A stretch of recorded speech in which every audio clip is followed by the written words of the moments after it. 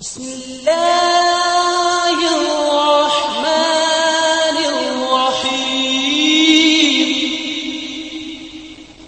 فلسطین کی سرزمین کی فضیلت اور مقام و مرتبہ قرآن کریم میں آتا ہے، اللہ رب العزت کا ارشاد ہے کہ ہم نے زبور میں نصیحت کے بعد یہ لکھ دیا تھا کہ زمین کے وارث میرے نیک بندے ہوں گے۔ ایک قول کے مطابق امت محمدیہ اس مقدس زمین کی وارث ہے۔ حضرت ابو ذر رضی اللہ تعالی عنہ نے رسول اکرم صلی اللہ علیہ وآلہ وسلم سے پوچھا کہ سب سے پہلے کس مسجد کی بنیاد رکھی گئی؟ تو اللہ کے نبی نے فرمایا مسجد الحرام یعنی مکہ المکرمہ۔ پھر پوچھا اس کے بعد کون سی مسجد بنی؟ تو آپ علیہ الصلوۃ والسلام نے فرمایا مسجد اقصی۔ پھر پوچھا دونوں کی تعمیر کے درمیان کتنا عرصہ لگا؟ تو آپ نے فرمایا 40 سال۔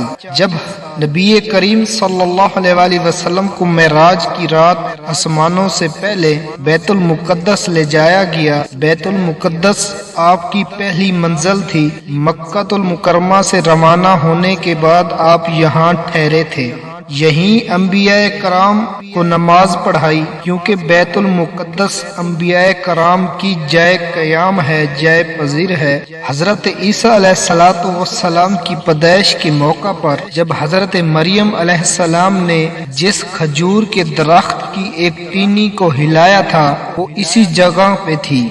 حضرت زکریا علیہ السلام کی عبادت گاہ یہاں پر تھی۔ حضرت ابراہیم علیہ السلام کی جائے ہجرت یہیں فلسطین کی سرزمین تھی۔ حضرت داؤد علیہ السلام کی عبادت گاہ فلسطین سرزمین تھی۔ حضرت سلیمان علیہ السلام کا دارالحکومت یہیں مسجد الاقصی فلسطین کی سرزمین تھی، یہیں سے آپ نے پوری دنیا پر حکومت کی۔ جب بنی اسرائیل نے حضرت عیسیٰ علیہ السلام کو قتل کرنا چاہا تو اللہ تعالیٰ نے انہیں یہیں سے فلسطین سرزمین مسجد الاقصی سے اپنی طرف اٹھایا۔ حضرت عیسیٰ علیہ السلام کی والدہ حضرت مریم علیہ السلام کی جائے پیدائش یہیں کی ہے۔ قیامت سے قبل حضرت عیسیٰ علیہ السلام شام میں آسمان سے ایک سفید مینار پر اتریں گے اور فلسطین میں باب اللد قریب دجال کو قتل کریں گے۔ مسجد الاقصی میں ایک نماز کا ثواب 500 گنا بڑھا دیا جاتا ہے۔ یہ مسجد اقصی کی فضیلت ہے۔ فلسطین اور شام میں لگ بھگ 5000 صحابہ کرام رضی اللہ تعالی اجمعین شہید ہوئے ہیں، جو بیت المقدس کو فتح کر اسے رومیوں کے ظلم سے آزاد کرانا چاہتے تھے۔